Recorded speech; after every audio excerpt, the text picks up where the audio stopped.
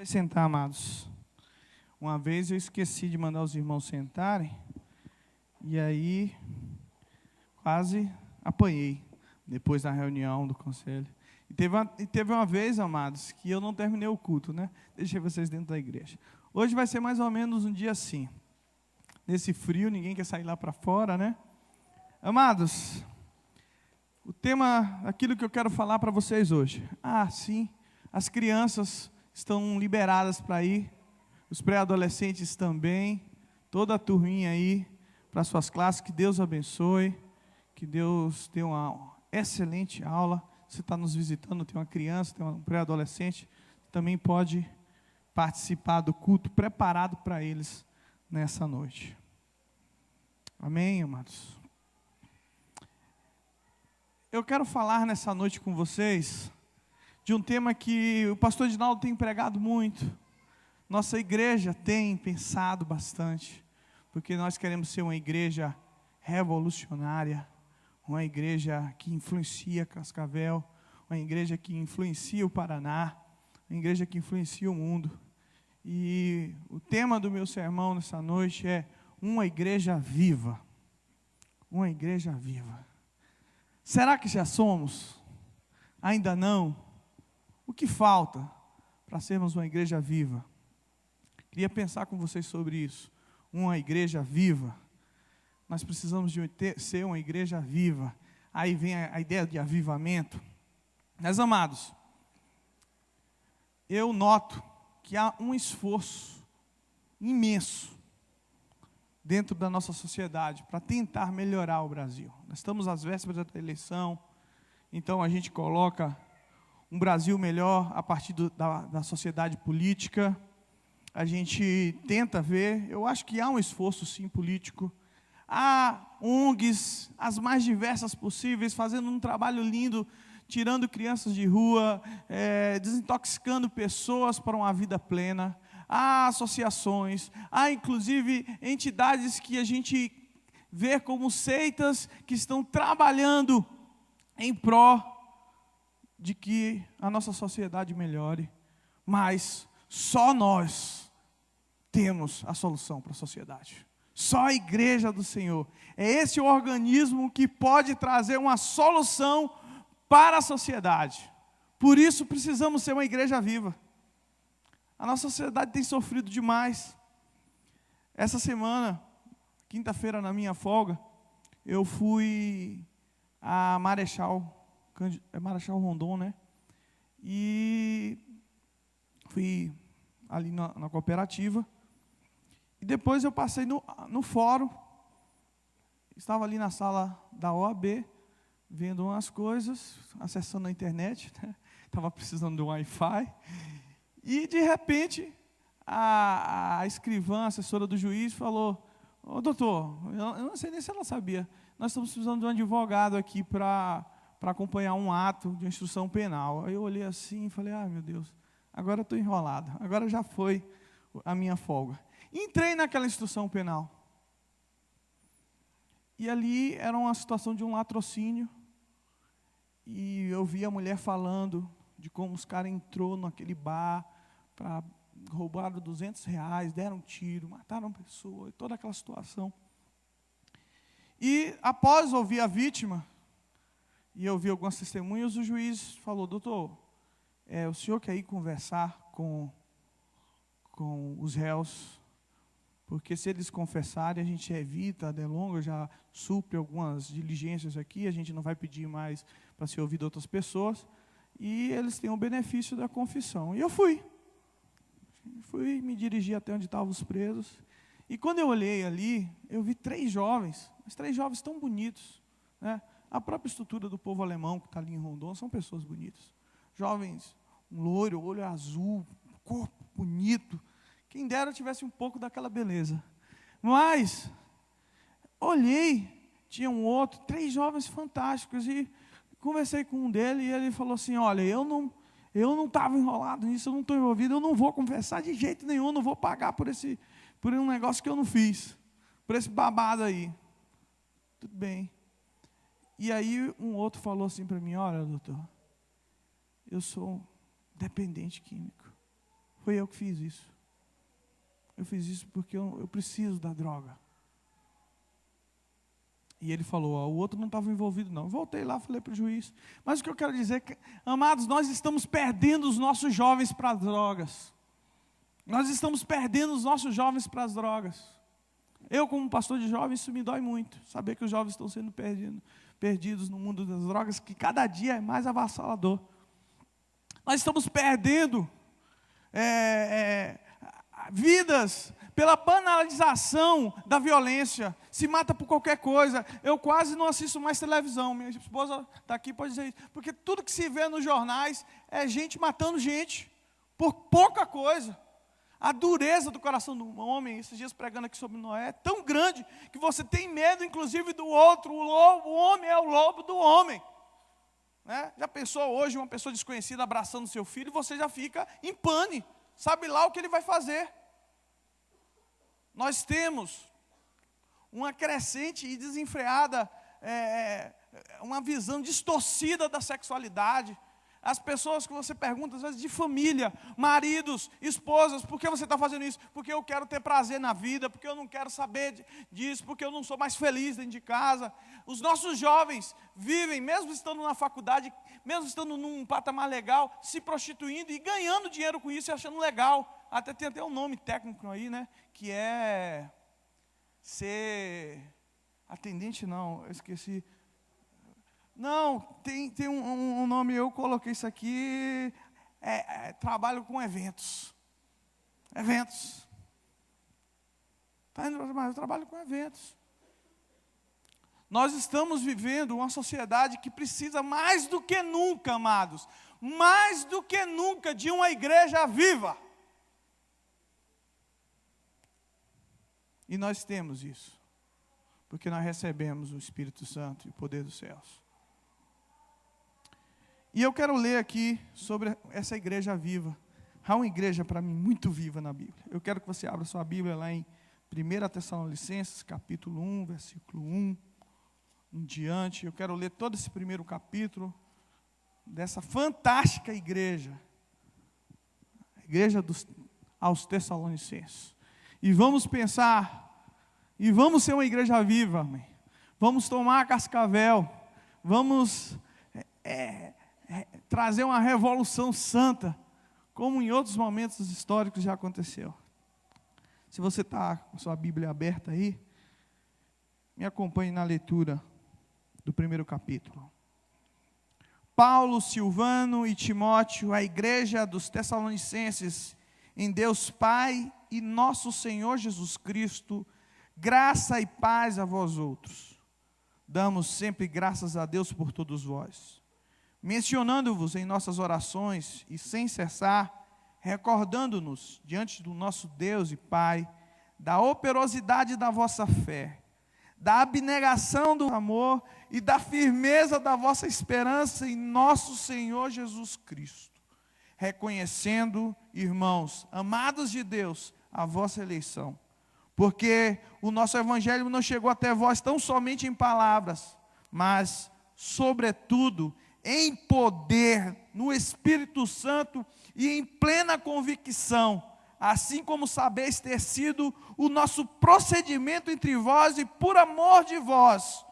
Com efeito, vos tornastes imitadores nossos e do Senhor, tendo recebido a palavra, posto que em meio de muita tribulação, com a alegria do Espírito Santo, de sorte que vos tornaste o modelo para todos os crentes na Macedônia e na Acaia, porque eles vos repercutiu a palavra do Senhor, não só na Macedônia e Acaia, mas também por toda parte, se divulgou a vossa fé para com Deus, a tal ponto de não termos necessidade de acrescentar coisa alguma, pois eles mesmos, no tocante a nós, proclamam que repercussão teve o nosso ingresso no vosso meio, e como, deixando os ídolos, vos convertestes a Deus, para servirdes ao Deus vivo e verdadeiro, e para guardardes dos céus o seu Filho, a quem ele ressuscitou dentre os mortos,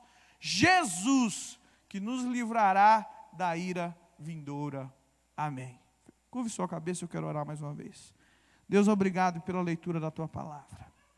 Obrigado por essa palavra tão forte, tão poderosa, por essa igreja tão afinada com a tua vontade.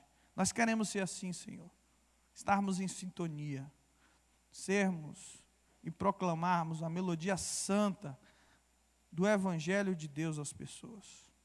E eu peço, Senhor, que tu me use nessa noite para transmitir o teu recado e que os corações estejam aplainados, preparados para ouvir a tua voz. É o que eu oro em Cristo Jesus. Amém. Ufa, eu ficaria muito feliz de parar aqui, ir para casa, só em ler isso aqui e dizer assim, eu tenho muita coisa para acertar e muita coisa para fazer.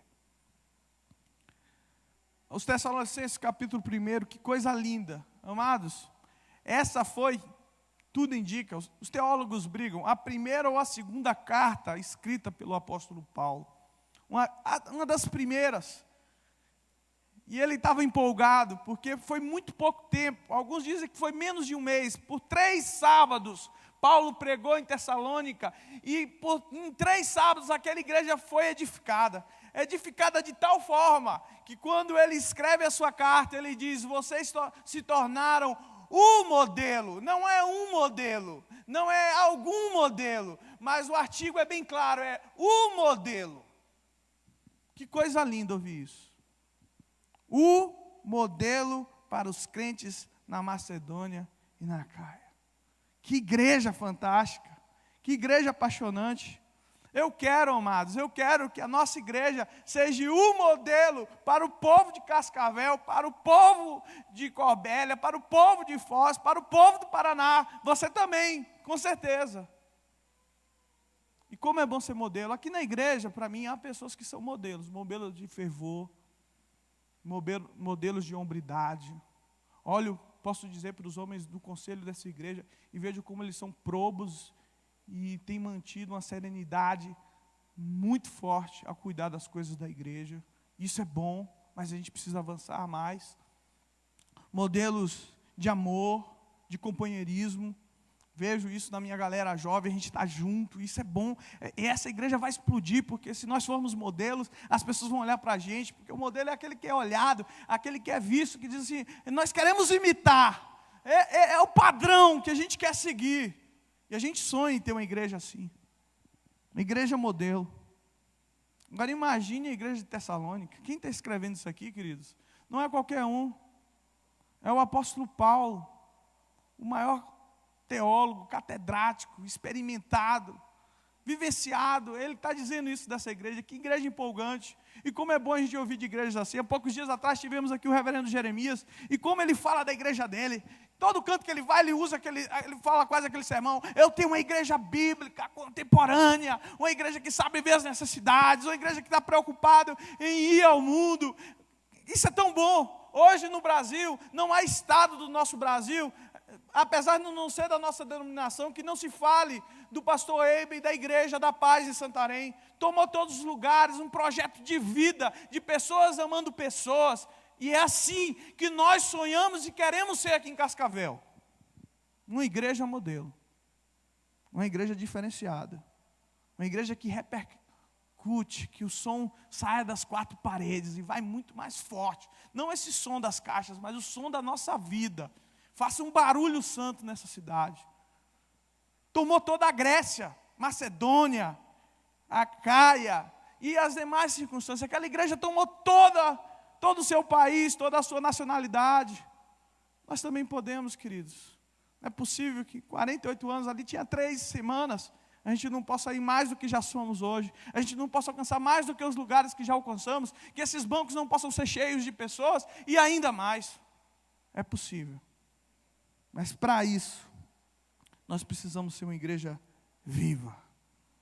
Uma igreja viva. E sabe quem é a igreja? Não é essas 4 paredes, não é essa estrutura. Isso aqui é um local para a gente adorar. Esse aqui é um local para a gente congregar. A igreja sou eu, a igreja é você, a igreja somos nós.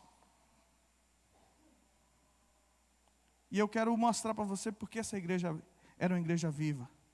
Porque ela ouviu o evangelho verdadeiro. E eu vou mostrar que o grande problema nosso é porque nós temos um evangelho falso, um evangelho fraco, um evangelho que não diz as verdades de Deus. Essa igreja é uma igreja viva, porque ela ouviu a mensagem certa, a mensagem do evangelho, não a mensagem de um Deus que é servo das pessoas, como está se falando aí. Eu ordeno, como se Deus fosse um escravo, como se Deus fosse aquele que está à nossa disposição. É aqui, você, Deus, agora tem que fazer. Um evangelho que não muda as pessoas, que só muda a conta, que só muda o problema, mas não muda o interior. Mas esse evangelho aqui é o evangelho que faz uma igreja viva. E eu vou mostrar o que Paulo pregou lá primeiro, para que essa igreja seja uma igreja viva. E depois eu vou mostrar as características que esse evangelho produziu nessa igreja, para que ela fosse uma igreja viva. Então, a primeira coisa eu quero falar desse evangelho que foi pregado ali em Tessalônica. Olha só que coisa linda. Versículo 5, me acompanhe.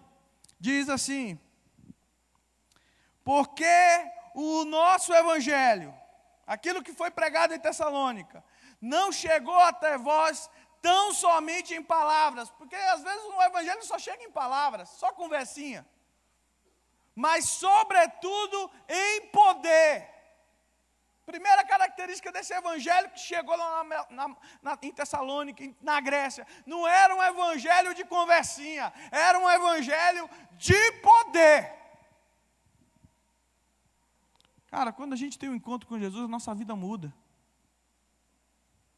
Se realmente o evangelho alcançou sua vida, você vive diferente. Você tem algo diferente. Não dá para viver mais na mesma batida após ter um encontro com o evangelho.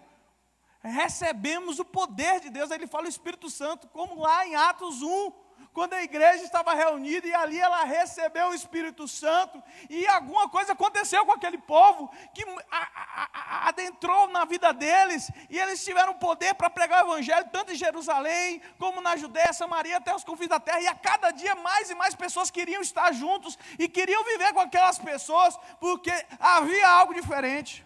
Queridos, não há como a gente ouvir a mensagem do evangelho e não receber o poder de Deus, e pararmos de viver uma vida medíocre, uma vida minuta, uma vida pequena. Ai meu Deus, a gente recebe o evangelho e a gente recebe uma vida de poder. Coisas poderosas acontecem. Quem recebe o evangelho sai por aí cantando, louvando, olha as diversidades, as vicissitudes e fala: isso não é nada para o meu Deus. Tem um testemunho de fé para declarar para as pessoas. Milagres acontecem. Um dos sinais da primeira igreja lá de Atos, que se repete em Tessalônica, é que prodígios e sinais eram feitos. Nós cremos em algo miraculoso, maior. Então quando eu saio e vejo uma pessoa, eu prego o evangelho, porque o evangelho é o poder de Deus. Pessoas podem mudar, o bêbado pode largar a bebida, aquele que fuma pode largar o cigarro, aquele que vive uma vida medíocre passa a ter uma vida encorajada, porque o evangelho é o poder de Deus. A gente recebe o poder. E quanta coisa a gente tem visto do evangelho do poder de Deus. Tive uma experiência esse ano tremenda, para mim foi muito marcante. Tivemos aqui na igreja experiências do evangelho do poder de Deus. A ressurreição do César, a Maria Antônia. Eu quero contar algo que aconteceu comigo. Tinha um senhor que eu não conhecia, trabalhava a esposa dele com a Cate, né, Alexandre? Seu Jacinto. E eu passei a visitar aquele homem no HU. A cada dia que a gente ia no HU visitar aquele homem, ou que aquela mulher, todos os dias, enquanto aquele homem esteve no HU, ela mandava mensagem para mim. E passava o boletim do dia e falava: pastor. Aí teve um dia que ela falou assim para mim: agora eu não quero mais saber de boletim médico. Porque os médicos falaram para ela que ele pode reunir todo mundo. Queria até ter trazido ela aqui, mas perdi o contato. Pode reunir todo mundo, ele não tem mais jeito. Ninguém sabia, ele tinha uma pressão na barriga e tal, um negócio. E ele foi inchando e aquilo foi. E ele já tinha um tempo, gente, na UTI. E ela falava: não vamos desistir. A gente orava junto, mandava mensagem para ela. E aquele homem melhorou. E um dos dias mais felizes que eu tive esse ano foi o dia que ele saiu da UTI. Quando ele saiu da UTI, aquela galera toda do HU, aquelas enfermeiras todas nem acreditavam. Todo mundo queria empurrar o carrinho do seu Jacinto para ir para o jardim tomar um sol. E quantos? E acenavam. Foi uma festa naquele dia. Na HU não, na OPECAM. Estou trocando. Foi uma festa naquele dia. Tanta gente. E ali, naquele jardinzinho, a gente orou e falou: Deus, Tu és um Deus maior do que os médicos. Tu tem todo o poder.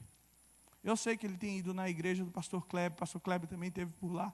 Já deu um testemunho lá, a esposa e tal. Queridos, o evangelho é o poder de Deus. A gente tem que falar.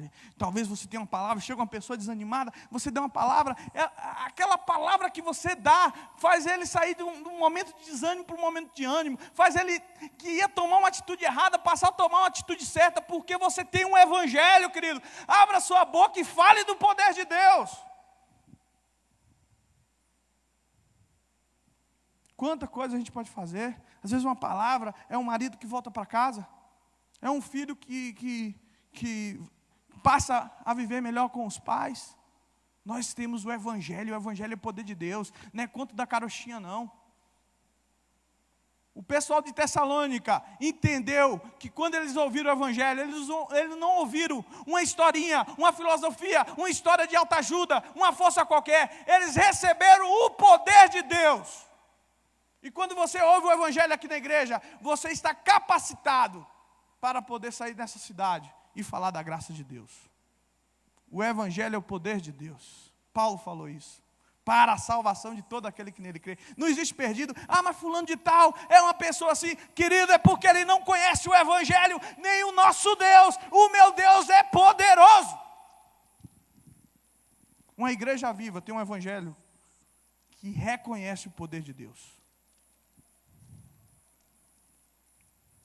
Segunda coisa desse evangelho. O evangelho maravilhoso. Ele é um evangelho, olha o versículo 5, quando diz: sobretudo em poder no Espírito Santo, em plena convicção. Coisa boa. Quem recebe o evangelho, recebe uma plena convicção. Uma coisa firme. Uma firmeza. Às vezes eu fico pensando, às vezes até na nossa leitura da Bíblia, a gente lê a Bíblia tão despretenso, como se fosse qualquer livro. Você crê no que está na palavra de Deus, amado? Você, quando vê a Bíblia, você acha que é um livro como qualquer outro, ou é um livro poderoso para a sua vida? Quando você ouve a mensagem de Deus, você sai daqui em plena convicção, ou sai daqui... Quantas vezes a gente tem pregado, às vezes as mesmas coisas, o que eu estou falando aqui não é muito diferente do que o pastor tem dito, o pastor Edinaldo, mas você sai daqui, eu acho que não é bem assim. Quando a igreja de Tessalônica ouviu o evangelho, ela recebeu aquilo em plena convicção, é isso que pode mudar a nossa vida. Quando a gente tem convicção das coisas, é tão bom. Eu vejo a galera aí que me fez tomar Herbalife. Cara, esse pessoal da Herbalife, eles são convictos demais. Não estou fazendo intervalo de ninguém, mas seja qualquer tipo de shake. Eles falam assim: isso aqui é bom para 365 coisas na sua vida. Vai fazer o seu sistema urinário funcionar, vai fazer o seu sistema digestivo trabalhar, vai fazer a tua cabeça pensar melhor, vai fazer isso. Fala com tanta convicção daquele negócio que você acaba tomando. Pensa que é ruim, mas acaba virando uma picanha. Mas quando a gente fala do evangelho, não tem convicção nenhuma. Jesus é o Senhor. Não, você que sabe, você tem que ver, né? Quem que vai querer esse nosso negócio aí, gente? Nós temos o melhor negócio do mundo, a melhor coisa, o melhor produto. Se a gente pode pensar assim, mas a gente tem que ter convicção. Às vezes, do jeito que a gente anuncia o evangelho, proclama, é melhor não proclamar. Do jeito que vai. A gente não sabe nenhuma das coisas do evangelho. Cara, quando eu falo do evangelho, eu falo daquilo que me emociona, daquilo que me faz chorar, daquilo que me faz rir, daquilo que me faz bem, da melhor coisa da minha vida, daquilo que eu quero viver e para onde eu tenho vivido. Eu falo do evangelho cheio da graça de Deus, porque é a melhor coisa que eu pude experimentar na vida. Se não foi convicção, queridos, não fale do evangelho. Não venda Jesus a preço de banana, não. Os produtos da Herbalife são caros, viu? Para você. em plena convicção. E assim como sabeis ter sido o nosso procedimento. Então, receberam o poder, tinham convicção e tinha procedimento. Tinha prática esse evangelho. É um evangelho que a gente nota que as pessoas mudam, não são mais as mesmas. Entram na igreja trambiqueira, para de trambicar, não compra mais, não faz mais coisa errada. Era mentiroso, para de ser mentiroso. Era fofoqueiro, agora só fala das bênçãos do céu. Há uma mudança de vida. Olha, eu estive lá em Santarém, e realmente quando a gente vê aquele povo, aquela cidade, a gente vê que é uma cidade mudada. As pessoas falam de Deus o tempo todo. Você chega na padaria, tem crente. Você chega no açougue, tem crente. Você chega lá na orla, lá onde tem o cais, tem um monte de crente. Tem uma vida diferente. Tem vidas fazendo a diferença. A gente tem que ter uma vida diferente. Eu já falei aqui, já contei essa história do Dr. Andrew Murray. Se é que se fala assim, porque o meu inglês é pior do que... Mas ele foi um cara que trouxe o avivamento na África do Sul.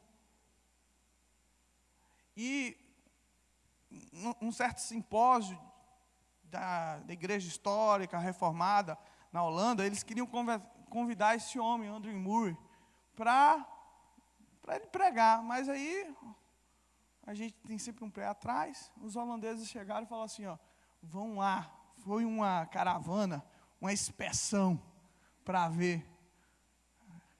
E aí passaram um tempo por lá, e quando voltaram, falaram o seguinte, olha, e aí, como é que é? Esse homem, é tudo que ele está dizendo nos sermões? Tudo que a gente lê nos sermões dele, é isso? Ele falou assim, não é nem a metade do que ele vive. O que ele prega não é nem a metade do que ele vive. Queridos, eu digo para você, se eu viver metade do que eu prego, eu vou revolucionar Cascavel. Se a gente viver metade do que a gente crê, essa cidade vai vir aos pés do Senhor Jesus.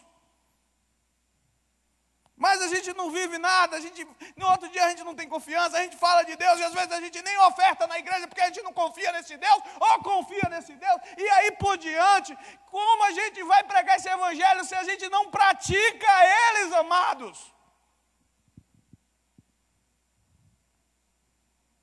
Se a gente não tem procedimento de crente, se crente e descrente no mesmo balaio é a mesma coisa no Brasil. A igreja que recebe um evangelho desse é uma igreja que vai transformar o mundo. E a gente precisa viver esse evangelho. Esse é o evangelho que vai mudar o mundo. Esse é o evangelho que é o poder de Deus. O evangelho que traz poder. O evangelho que traz mudanças radicais. O evangelho que é eficaz. Não é remédiozinho vagabundo, não. Por isso que essa igreja se tornou modelo. Agora eu pergunto, que tipo de evangelho a gente tem ouvido? Que tipo de evangelho a gente tem praticado? Como a gente tem vivido diante do evangelho?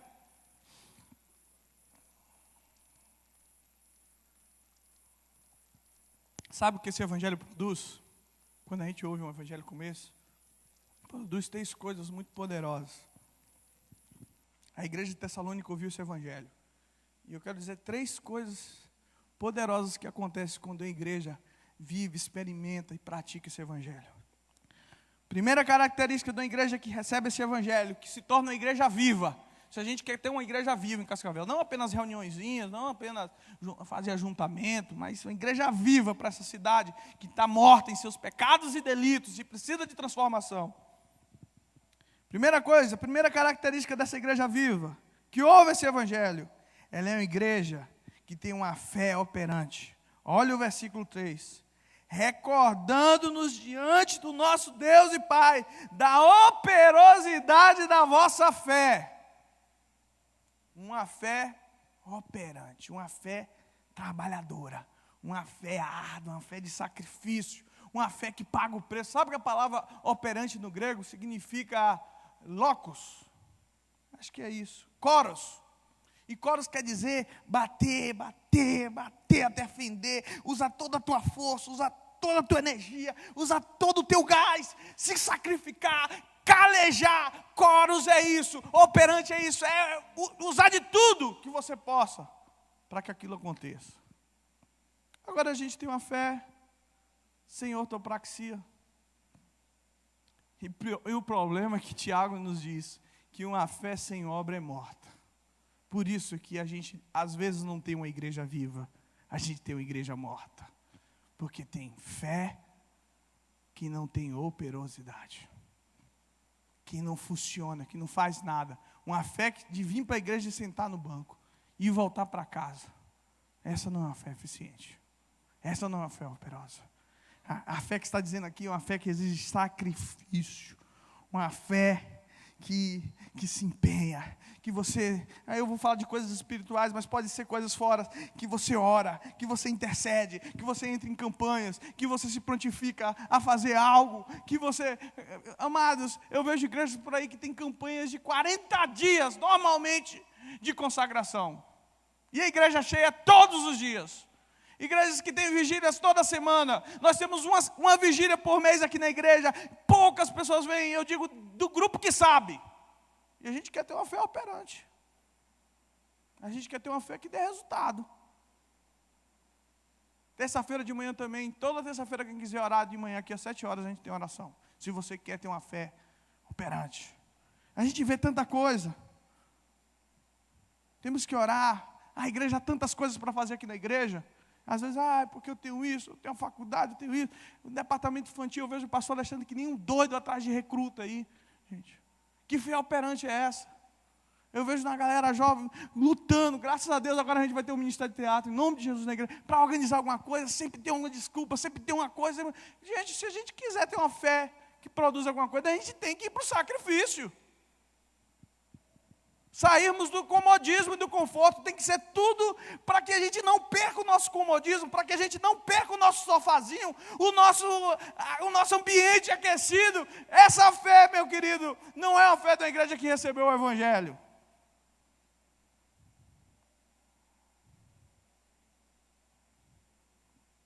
A igreja tem que ser operosa. Nós estamos num momento na igreja, você não tem percebido, talvez, alguns têm, que a igreja tem vivido um momento de operosidade. São as nossas reuniões de célula. Cada dia tem mais gente, cada dia mais gente quer fazer parte desse negócio.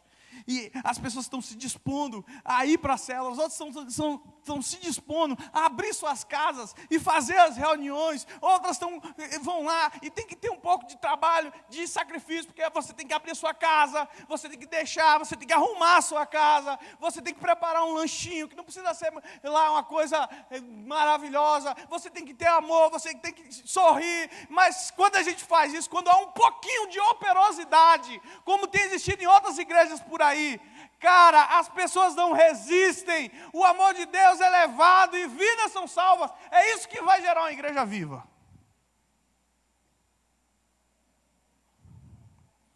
Pastor, eu amo a Deus. Vem na igreja e vai para casa. O que você tem feito para Deus, queridos? Você me diz, eu tenho uma fé em Deus, pastor. Me diz o seguinte, o que essa fé tem produzido? O que a tua fé tem produzido? Nada. Então, me desculpa, queridos. Precisa repensar sua fé. Segunda coisa, estamos quase terminando, viu, irmãos? Tem um amor abnegado, ou amor que exige renúncia, da operosidade da vossa fé e da abnegação do vosso amor. Meu Deus, essa igreja é uma igreja poderosa. Eu não tinha como as pessoas ficarem sem ver essa igreja. Uma igreja de um amor abnegado, uma renúncia plena. Queridos, qual é o primeiro grande mandamento? Fala para mim. Com toda a tua força, com todo o teu entendimento. E o segundo mandamento? Amar o próximo como a ti mesmo. Sabe qual é os dois mandamentos da nossa geração? Está assim hoje. Eu me amo acima de todas as coisas, com todo o meu entendimento, com toda a minha força, com tudo, eu me amo. E o segundo mandamento? Não vou deixar ninguém atrapalhar o meu amor por mim mesmo. Esse é os mandamentos da nossa geração. Não tem nada de abnegação. Não tem nada de renúncia. Esses dias eu estava lendo uma história. E eu quero contar aqui para vocês. Usam as aves como uma expressão de sucesso, né?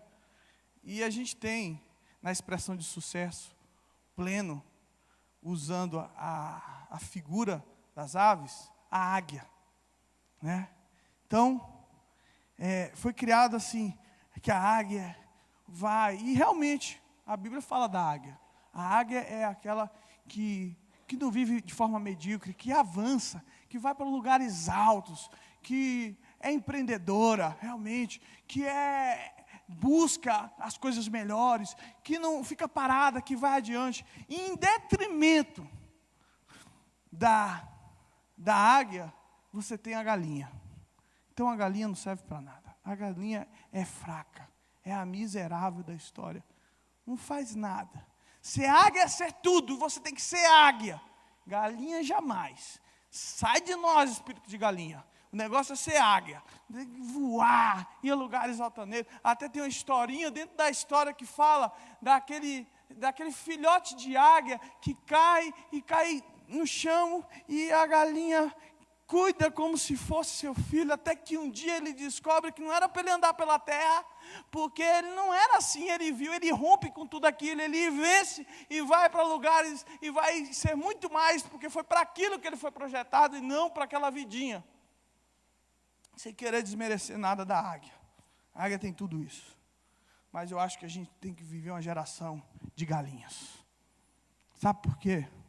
Porque a galinha é serva. Nessa mesma história que eu li desse livro, achei tão interessante. O cara conta, porque eu estou resumindo aqui, daquela história que houve num sítio um incêndio que acabou com tudo, destruiu tudo, e aquele dono do sítio ficou desesperado e removendo os escombros, chega até o galpão e está tirando para ver. De repente ele vê uma galinha defumada, né? Está lá, mas debaixo de suas asas estavam os filhotes vivos. Que coisa boa! Ela cuidou dos seus filhos a ponto de dar a vida, servir, cuidar de alguém. Gente, a gente precisa desse espírito de galinha, de vez de ser águia e só pensar com a gente. O mesmo autor vai indo, ele fala assim, realmente, se pergunta, nunca se ouviu falar de uma águia morta, ninguém nunca viu uma águia morta. Você já viu algum açougue que vende carne de águia? Ovo de águia? Não. Mas se você chegar no supermercado, você vai ter ovo de galinha para comer e se alimentar. Você vai ter peito de galinha. A galinha é o sinal do servo. Ela dá a vida. A galinha passa a vida toda pondo ovo para você se nutrir, querido. E depois ela dá a vida e você come a carne dela para se nutrir. Está ali sempre servindo e dando tudo. Dá a própria vida, porque é a vida dela. Foi para isso que ela foi criada e foi para isso, me desculpe dizer, que nós cristãos fomos criados para dar a vida por outros, para falar do amor de Deus e ser abnegados, mas vivemos uma carreira de sucesso. Só queremos ser águia, né? Um monte de águias na igreja. Temos que ser mais galinhas. Gente que cuida de gente, que dá a vida por gente. Que a gazela, o próprio Jesus disse, Jerusalém, Jerusalém, quem dera eu fosse como uma galinha e pudesse agasalhar vocês no esconderijo, nas asas do Onipotente. Olha a visão também da galinha, Deus cuidando, e nós precisamos aprender a cuidar. E cuidar exige, cuidar, a gente tem que pagar um preço, tem que tirar dinheiro do bolso para socorrer, para ajudar. É triste quando você ouve com um crente, qual é o seu sonho? Meu sonho é ter um carrão, comprar um apartamentão, e viajar para Milão, sei lá o que ele vai fazer, o sonho dele é só com ele mesmo. Cara, você precisa ser reciclado, porque o sonho do cristão é ver muitas pessoas aos pés de Jesus, é ver sua família transformada, mesmo que ele tenha que pagar um alto custo por isso, mesmo que ele tenha que renunciar, porque o amor abnegado é a marca da igreja modelo, e da igreja viva, a igreja que nós queremos ser, amém, amados? Espero que você seja essa igreja. Uma igreja que se dispõe, eu quero comprar um carro, eu quero comprar um apartamento. Por quê? Seria legal, queridos. Seria muito legal, já pensou? Você tenho dinheiro para comprar um apartamento, estou supondo. E eu conheço pessoas aqui na igreja que têm sido abnegadas. Têm abrido mão de coisas para investir no reino. Muitos. Glória a Deus por isso, mas precisa ser mais. Mas imagine, você ia comprar um apartamento, mas de repente você descobre um menino de rua e fala assim, eu vou cuidar de você. Ao invés de daqui a 300 parcelas você ter um apartamento, você ter um menino se formando em agronomia. Porque você deixou de investir o seu dinheiro para comprar mais uma casa para você, mas você deu dignidade a uma pessoa. Ah, queridos, ninguém aguenta uma igreja dessa. A Cascavel vai ficar pequeno se a gente começar a ter um amor abnegado. Se a gente começar a pensar mais nos outros que a gente. Faz um orçamento, no seu orçamento básico desse mês. Quanto você resolveu tirar para investir em alguém, para dar uma oferta, para dizer assim, esse dinheiro eu vou abençoar alguém, eu vou mandar para um missionário, eu vou dar para o carinha ali da esquina que eu vejo ele na Pindaíba. Faça algo desse jeito. Pastor Jeremias diz assim, faça algo exponencial durante o ano na sua vida. E ele conta uma história muito bacana. Ele disse que ele estava passando perto de um posto de gasolina e chegou lá, viu uma menina frentista, suja, toda com a mão, toda de graxa, toda impregnada de óleo, e ele entrou lá e falou assim, dá esse dinheiro para essa moça aqui, sem ela saber, é para ela fazer as unhas. E ela, aí tá, no outro dia ele foi abastecer no mesmo posto, a mulher fez assim para ele, Queridos, é um amor abnegado. Sabe, 2 Coríntios 5,14 diz o seguinte, o amor de Cristo nos constrange. 2 Coríntios 5,14 fala isso. Eu fico com esse amor, o cara abriu mão de tudo. Ele não usurpou ser igual a Deus. Antes se humilhou e assumiu a forma humana para vir e morrer em meu lugar. Isso é demais. Eu não posso fazer menos do que isso por esse Jesus maravilhoso. Crente que não tem paixão por gente, não é crente. Crente que só pensa em si mesmo, que nunca pode fazer nada para o outro, não é crente. Me desculpa dizer aqui, mas ainda não recebeu o evangelho na sua vida. Deus não dá amor por vidas, queridos. Primeira coisa de um cristão cheio de Deus é amar vidas. É ver vidas sendo salvas. Não é comprar carro, desculpa, não tem nada, nenhum problema. Deus dá prosperidade. Deus tem me dado prosperidade. Esse ano, irmãos, eu vou para Jerusalém. Glória a Deus. Algumas pessoas me abençoaram nesse negócio aí. Glória a Deus, abnegação, abriu mão de um pouco dele para me abençoar. Mas, queridos, você precisa amar mais vidas do que coisas. Se a gente quiser ser uma igreja viva em Cascavel. Senão a gente vai ser uma igreja. E a última coisa que eu quero falar. É uma igreja. Mas lê esse texto, porque eu acho fantástico. 2 Coríntios 5,14. O amor de Cristo nos constrange. E a última coisa que o texto diz para a gente. Para a gente ir para casa descansar e falar, Deus tem misericórdia da minha vida, eu preciso mudar. Fala assim, e da firmeza da vossa esperança. Eita, que igreja é essa, gente? Abnegação, operosidade, e uma igreja firme, não é uma igreja que vacila, não é uma igreja que vai para um lugar e vai para o outro. Eu não estou dizendo que você não pode errar, todo mundo erra, falha, peca, mas você vem, pede perdão a Deus, você conserta a sua vida, você segue adiante, segue melhor, muda de vida. Uma igreja firme. Uma igreja firme na sua esperança. E não é a esperança que muitos estão pregando aí hoje, não. Ah, Deus, tu vai curar minha vida. Tu vai me dar um carro novo. Eu voltei à situação do carro, mas não quero. Essas esperanças comuns. Essa esperança que eu estou dizendo, firme na esperança aqui, é firme naquilo que Deus tinha prometido. Sabe qual era a esperança deles, queridos? Está no versículo 10. Para guardares do céu seu filho, aquele ressuscitou dentre os mortos, Jesus, que nos livra da ira vindoura. Essa era a esperança que eles viviam. Nada podia atacar eles. Eles estavam dispostos a dar a vida por aquilo. Nada, eu tenho uma esperança. Eu tenho uma esperança. A minha esperança é que Ele vai me livrar da ira vindoura. Eu não serei punido. Eu irei para o céu. Quem vive assim, queridos, enfrenta qualquer coisa. É por isso que os discípulos deram a vida para Jesus. É por isso que Pedro é crucificado de cabeça para baixo. É por isso que Tiago, Herodes manda chamar ele e corta a cabecinha dele, é guilhotinado. É por isso que nós devemos viver, porque temos uma esperança firme, uma esperança maior do que as coisas dessa vida, onde Paulo diz que se nós esperarmos apenas nas coisas dessa vida, somos os mais loucos possíveis. Mas a minha esperança e a sua como igreja do Senhor não está nessa vida. É na vida vindoura. Uma igreja que tem essa esperança.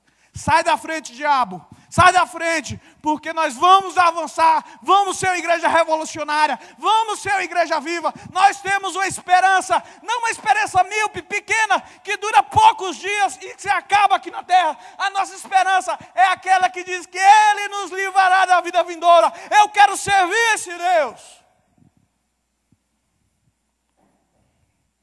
Se nós vivermos esse evangelho. Se essa igreja vive assim. Não limitada às coisas dessa vida. Não presos aqui. Sonhando com as coisas lá do alto. Pensando de lá, falando do céu. Falando da justificação. Da glorificação. Vivendo o amor.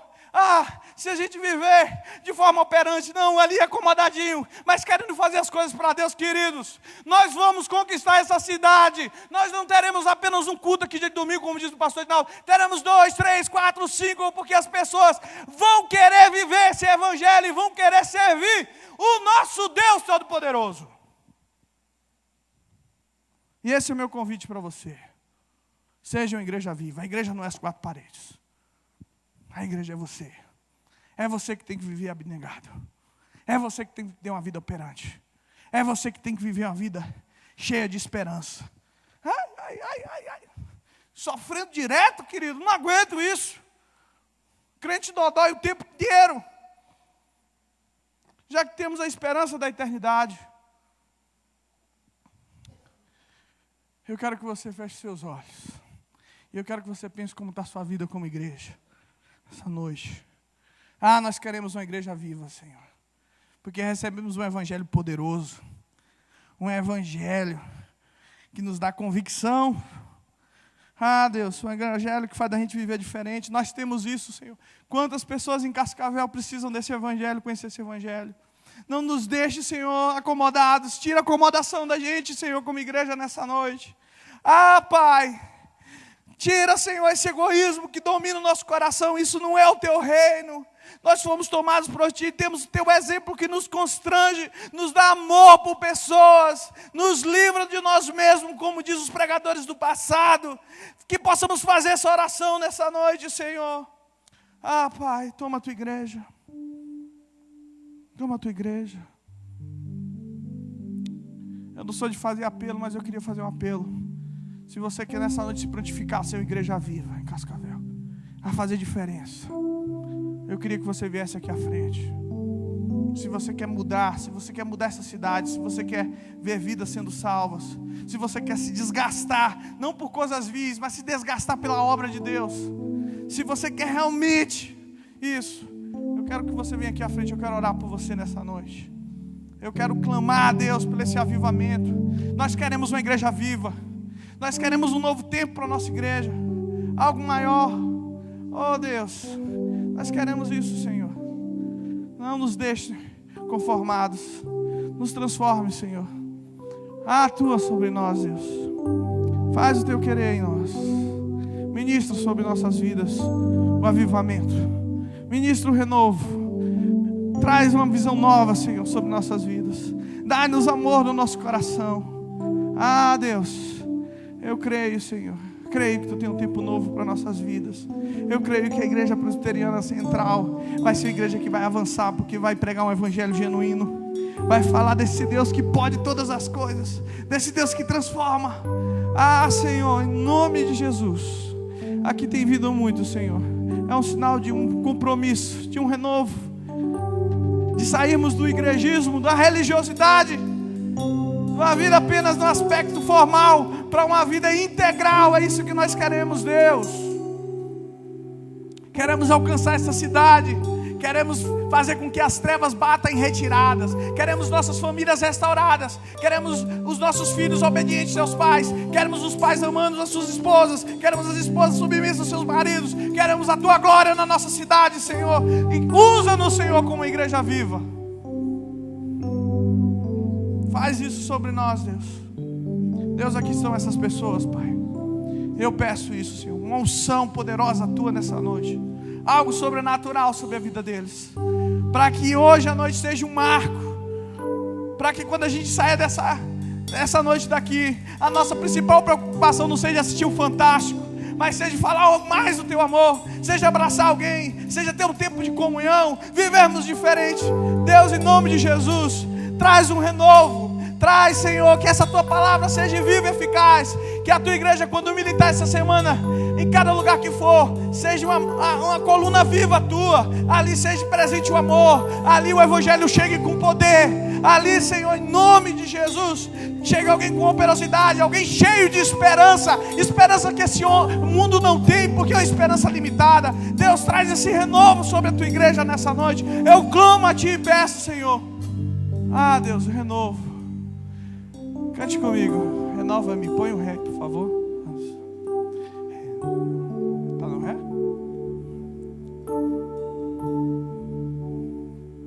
Vamos cantar essa música? Renova-me, Senhor Jesus. Já não quero ser igual. Não, renova-me, Senhor. É isso, Senhor. A igreja está cantando. Põe em mim teu coração, sim, porque tudo que há dentro de mim, aleluia, diga, necessita ser mudado, Senhor, porque tudo que há dentro do meu coração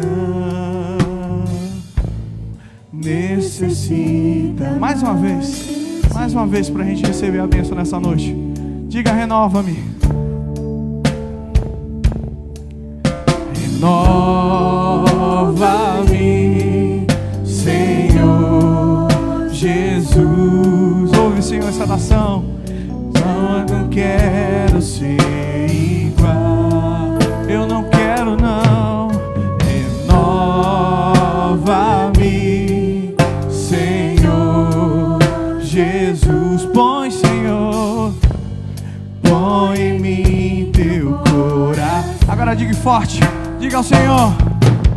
Porque tudo que há dentro de mim, aleluia, necessita ser mudado, Senhor.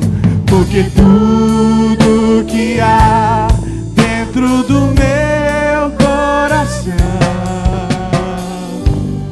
necessita mais de ti. Essa é a nossa oração, Senhor. Faz novo nossa vida. Pai, eu oro assim, em Cristo e por Cristo Jesus. Amém. Agora levante sua mão e receba a bênção do Senhor. Que a graça do nosso Senhor Jesus Cristo, o amor de Deus Pai, e a consolação e a presença santa do Santo Espírito seja com cada um de vós, agora e sempre.